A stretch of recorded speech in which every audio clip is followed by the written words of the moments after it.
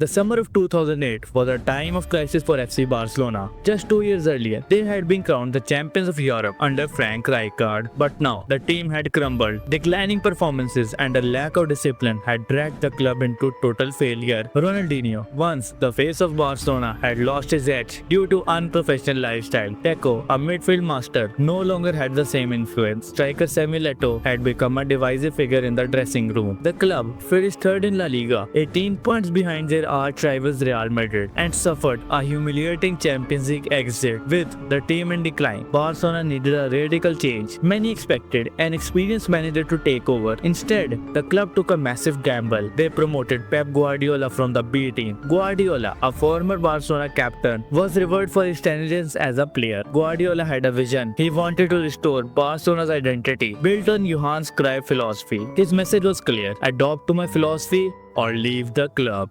When Pep Guardiola took charge of Barcelona in 2008, his mission was not just to win but to redefine football itself. He didn't just want Barcelona to dominate games. He wanted them to control every second of the match, suffocating opponents with relentless pressing and quick, precise passing. The foundation of this philosophy was tiki-taka, a style of play that prioritized short, quick passes, intelligent movement, and positional rotations to maintain absolute control of the ball and to ultimately win the war on the field. Guardiola believed that the best way to defend was to never lose the ball. If the opposition couldn't touch the ball, they couldn't create chances. Barcelona maintained an average of 65 to 75% possession in most matches. Xavi and Iniesta, the architects of the midfield, would constantly recycle possession, moving the ball with speed and precision, forcing the opposition to make mistakes in dangerous areas. Guardiola introduced positional play, where each player was responsible for maintaining structure rather than chasing the ball. The fullbacks, Dani Alves and Eric Abidal, played like wingers. Xavi and Iniesta constantly interchanged position. The wingers, Pedro and Henry, played wide but cut inside when needed. Even the centre backs, Piqué and Puyol, contributed to build up. Guardiola didn't just revolutionize attack, he changed how teams would defend. Guardiola's defensive strategy was as aggressive as his attack. Lionel Messi was already an elite player when Guardiola took over, but under Pep, he became the best in the world. Messi played as a right winger in a classic 4-3-3 setup, but Guardiola saw something different. In early 2009, Guardiola made a bold decision that would change football forever. Instead of using Messi as a striker, he moved Messi to a false nine role. One of the first major games where Guardiola's false nine experiment worked to perfection was against Real Madrid in May of 2009. Messi played centrally instead as a winger. The Real Madrid defense was caught off guard. Barcelona won 6-2 at Bernabeu, with Messi scoring twice and setting up several goals. This match proved that Guardiola's tactical evolution was working. Guardiola's tiki-taka and the introduction of false nine didn't just dominate La Liga, it changed the entire football. Bayern Munich, Manchester City, and Spain's national teams all implemented versions of tiki-taka. Teams began focusing more on possession-based football. The false nine became a common tactic. Francesco Totti, Karim Benzema, and even Harry Kane started playing deeper as a false nine. Pep Guardiola's Barcelona was unstoppable in the 2008, dominating every competition they entered. This team was a blend of tactical brilliance, individual talent, and a newfound unity that seemed invincible. It was clear that Guardiola's revolution was going to be something special. Every player, from the experienced to the young stars, bought into the system with unwavering commitment. Barcelona La Liga campaign was nothing short of phenomenal. They had lost the league the previous season to Real Madrid, but Guardiola's side quickly put their stamp on Spanish football. Their pressing game was fluid, their defense was solid, and the attack was relentless. Barcelona finished the league with 87 points. Messi scored a career-high 23 goals. Their dominance in Spain also saw them lift the Copa del Rey. In the final, they faced Athletic Bilbao, and the result was 4-1 victory, securing yet another piece of silverware. The most iconic moment of Barcelona's campaign came into the 2009 UEFA Champions League final, held in the Stadio Olimpico in Rome. FC Barcelona faced Manchester United, led by Sir Alex Ferguson. United had a squad of quality. They were formidable, having just triumphed in the 2008 final against Chelsea, but against Barcelona, they were outclassed. Barcelona's first goal came in the 10th minute when Samuel Eto'o lashed on the defense to calmly slot post Edwin van der Sar. Barcelona dominance was unquestionable. Their second goal came in the 69th minute when Messi lashed onto a cross from Alves and scored a towering header. The 2-0 victory was more than just a win. It was a statement. Barcelona had not just beaten Manchester United, they had completely completely outclassed them. It was a culmination of Guardiola's vision, executed to perfection, and it would go down in history as one of the most comprehensive finals ever played. The 2008-2009 seasons remains one of the most remarkable in the history of European football. Barcelona became the first Spanish club to win the treble. Barcelona's brilliance continued to unfold in the following seasons, but their defining moment came in the 2011 Champions League, played at the Wembley Stadium against Manchester United once again. United was a much stronger outfit, having made improvement to their squad with players like Javier Hernandez and a fully fit Wayne Rooney. Yet, they were still no match for the Catalan giants. Barcelona dominance was evident. The midfield was an absolute masterclass, with Xavi and Iniesta pulling the strings. Busquets remained composed and disciplined. The first goal came in the 27th minute when David Villa lashed onto the pinpoint pass from Messi and slotted it past Van der Sar. In the 54th minute, the most iconic goal of the night arrived as Messi played a short ball to Xavi, who without hesitation passed it back him in perfect rhythm. Messi coolly finished with his left foot into the far corner. Despite a late goal from Wayne Rooney, the 3-1 victory was another showcase of how Barcelona had elevated the game to an art. The 2011 final was the ultimate representation of Guardiola. Controlled possession, precision passing, and devastating attacking. Sir Alex Ferguson, a manager who had faced countless great teams throughout his career, they are the best team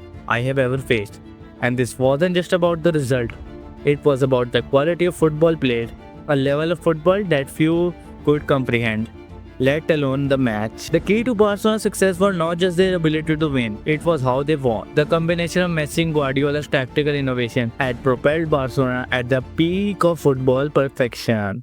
Despite the monumental success, by 2012, Pep Guardiola had reached a breaking point. After winning 14 trophies in just 4 years, Guardiola announced his decision to step down as Barcelona manager. His departure marked the end of one of the most successful managerial tenures in football. Guardiola's Barcelona didn't just leave behind a trail of trophies. They left a legacy. Teams like Bayern Munich, Manchester City, and even national teams like Spain adopted elements of Barcelona's playing style. The influence of Barcelona's false nine system became a new template for attacking play. After Guardiola's departure, Barcelona continued to win, but they were never quite the same. That the Barcelona 2008-2012 was not just the best team of the decade, but arguably the greatest team football has ever seen. The world will always remember Guardiola's Barcelona, not just as a team that won titles, but as a team that changed football. If you want to see how Barcelona is doing now under Hansi Flick, then make sure to watch the video in front of you.